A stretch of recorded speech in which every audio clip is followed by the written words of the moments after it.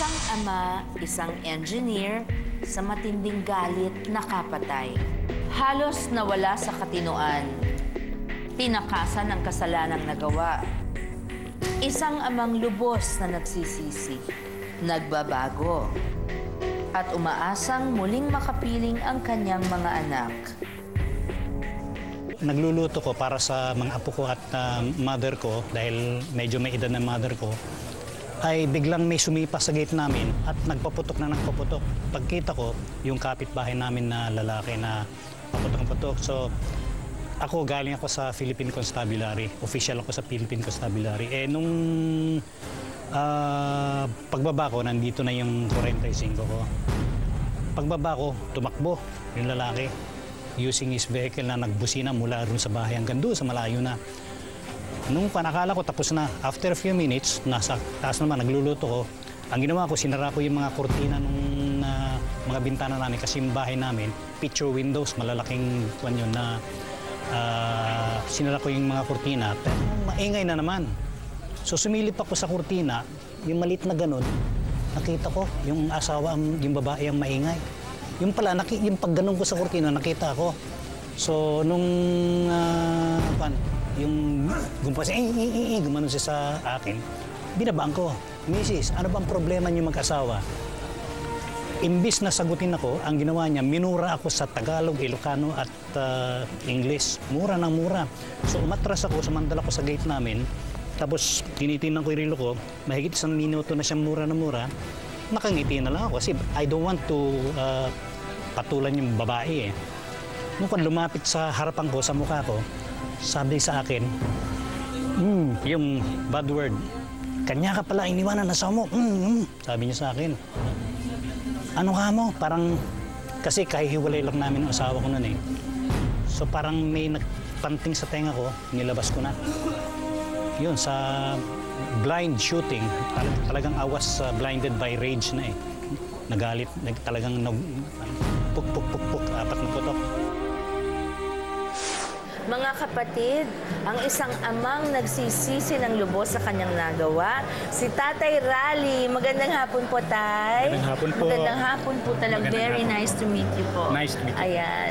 Si Tatay Rally po ay isang engineer, hindi po ba? That's so impressive. Very impressive. Ito lang po, matuloy ko lang po sa mga katanungan na kayo po ba ay nagkaroon ng napakalaking galit sa inyong kumpare na parang siya po ba'y tumulong pa sa pagtago ninyo? Actually, sa kanya ho, sa bahay niya ako tumira. Kasi po, matapos yung nangyaring krimen, nagtago si Tatay Rally ng 6 na buwan. At doon pa kayo nakatira pala sa kanya. Yes. Bakit po niya kayo isinuplong sa polis? Dahil nalaman niya na yung ulo ko is worth 2.5 million. So parang pag nahuli siya at binigay siya sa pulis, makakakuha siya ng reward na 2.5 million pesos.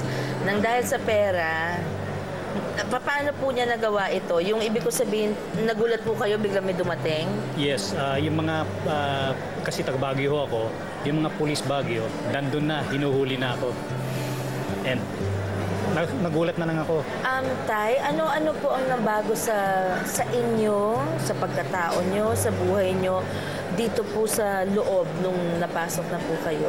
Okay, kasi mula nung napasok ako, sabi ko, dapat gawin kong sarili ko na maging makabuluhan ang aking buhay habang nandito ako. Yes, so, hindi porke nandito, useless na. Yes, sumali ako sa mga religious activities at kalaunan, nag-aral ako sa eskwelahan dito sa alternate learning system. So, ano po tinake-up nyo? 4 na kurso ang nakuha ko po. Wow! First is the refrigeration and air conditioning. Yes. Sumunod, kinuha ko is radio technician. Sumunod is television mechanics.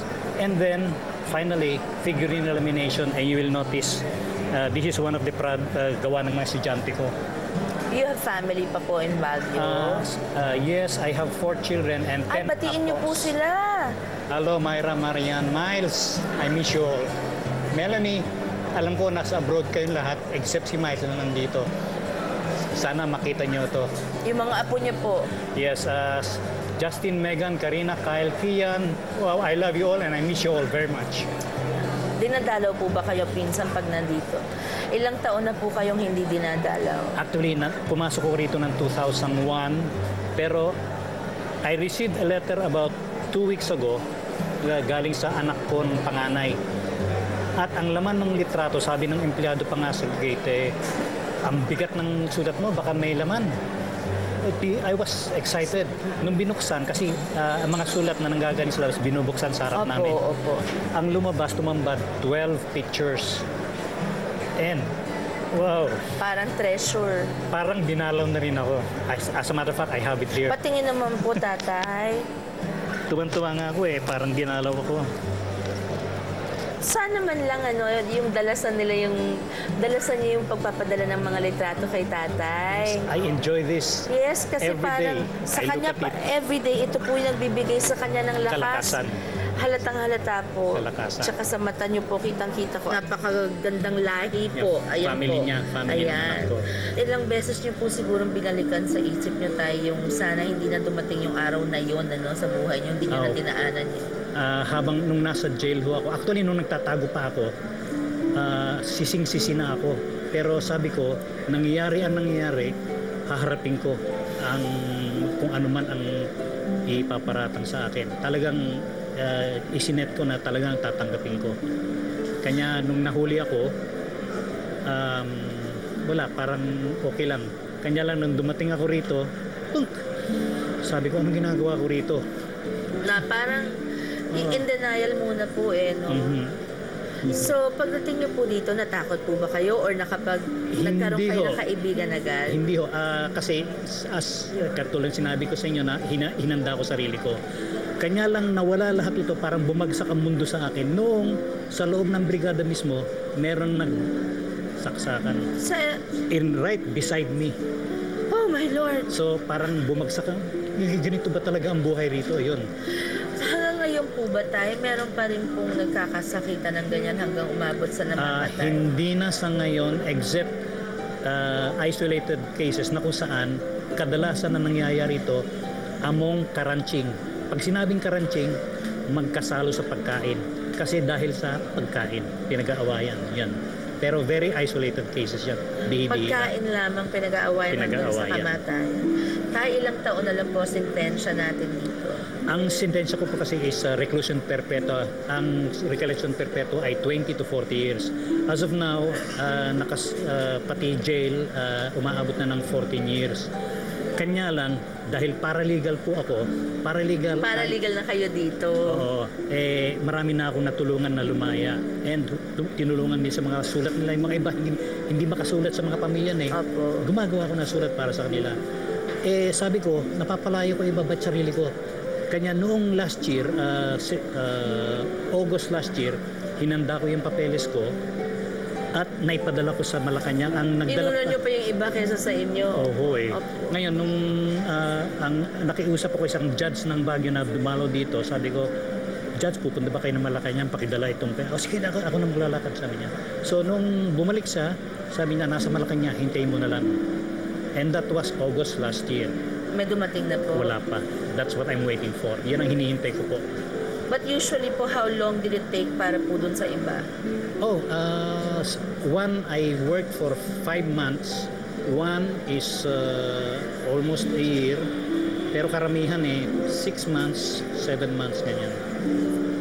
Kayo po mag-iisang taon na, no? Mag-iisang taon na. We'll pray for that, tatay. And I'm very eager to go up because I have plans. May mga plano akong gagawin. Yun po ang gusto ko malaman. Pagka nakalaya po kayo na ipagdarasal natin, ano po ang mga plano nyo sa buhay? How old are you now, tatay, if I may ask? 66 years old. Ano po yung plano nyo? Kasi nung nasa laya po ako, naging businessman ako. Nagtayo ako ng chemical factory na nagbebenta ng liquid floor wax. I want to go back. Balikan ko yun. And itong pagtuturo sa eskwelahan. Tay Rally, alam ko pong hindi rin matatawaran ng tuwa sa puso ninyo kung sariling anak niyo po ang mga dumalaw sa inyo ngayon. Pero ito pong mga anak-anakan ko at saka ako po, miski po paano, sana po nagsilbing daan din kami para maging happy naman kayo ng konti, tay. Actually po, gusto kong banggitin ito. Opo. Yung pag-aaral namin sa Creative Writing and Poetry, mga pumapasok na mga dalaw katulad ninyo, kayo ang dalaw namin. Kaya kami tuwan-tuwa pag kayo dumarating. We are very happy. Kasama ko yung mga kaklase ko. Yan po. Oh my goodness. Tunghayan po natin mga kapatid sa ating pagbabalik silang mga laya sa likod ng rehas pa rin. Okay? Tatay Rally, I'm so impressed. I'm glad na hindi nasayang ang time ninyo dito sa loob. Yes. Nabago po talaga ang inyong ugali, pagkatao, marami kayong natutunan at naging kaibigan. Amen. So I wish you the very best. Thank you very much. Thank you so much. Thank you. Thank you very much. Kung magbabalik po kami mga kapatid, don't go away. Ito po si Sharon, kasama mo kapatid.